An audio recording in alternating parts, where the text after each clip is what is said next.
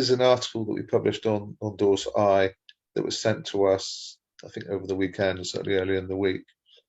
And it was basically, the message is very much about, you don't need to go abroad, because this country, the UK and Ireland, is in itself a beautiful, wondrous place to be. But the essence of the article was to compare some very well-known places abroad that people might, be paying up to go on holiday and flying out to somewhere else, when they can actually do it not so much on their doorstep, but they can certainly do it within the perimeters of their own country. So this article came from the let me find it. Okay, this article is, here we go, full of absolutely beautiful pictures, and there's 25 places across the UK which bear very close similarities with, as I said, other parts of the world. And we start off at the top of the article by giving the top 10 in terms of closeness and familiarity and similarity, etc. And I'm not going to go through the whole thing, but you can see, can't you, straight away, Tom, that we're talking about, the UK having so many hidden treasures, that you just simply don't need to get into a jet plane, etc., and go somewhere else. Absolutely, and just scroll down to get to Durdle Door, just our own local Dorset one. Here we go. Look at that. So there's Durdle Door, and that's compared with Australia. No, with Lagos in Portugal. Oh, it's the Lagos one, is because it? Of sorry, because of the rocks. Sorry, yeah, I've gone the wrong way. Yeah, it is the Lagos rock formation in yes, the sea there. Compared with Portugal, it looks a bit like Albufeira or Lagos in Portugal. And the top image of the two is our own Durdle Door in Dorset. But yeah, absolutely. And I live in Weymouth. I often, myself and my girlfriend often, go down to the seafront and look at the, incredible Jurassic coastline, beautiful sea and ocean, and across the island of Portland. And I quite often say, if we were on holiday in all sorts of, areas of the world, and we had this view, we'd be taking photos and posting on social media and saying, oh, we're in the most beautiful part of the world. And here it is right on our doorstep. And it's a great article. I mean, it's fascinating there. It shows Brighton Pavilion and the Taj Mahal in India, and, the Minack Theatre in Cornwall, and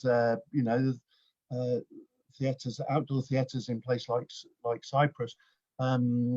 Just truly a great article. And there's things like the Giant's Causeway in Ireland, and these incredibly beautiful places, forests and coastlines that we're blessed with in our country, and perhaps especially being an island nation and having so much incredible coastline.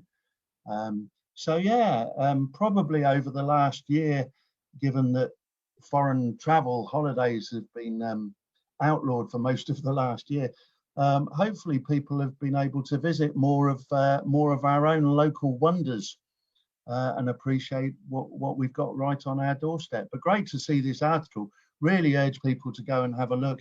Jason's just scrolling through there. It's really amazing to see these beautiful places that are right here in the British Isles. Yeah, undoubtedly. And what you say about people coming to, whether it be Weymouth or Poole or Bournemouth or Bridport, West Bay, in terms of Dorset, but obviously around the country.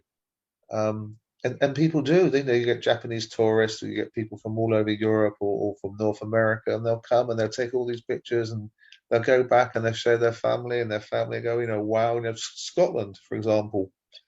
Amazing, beautiful places in Scotland and Wales.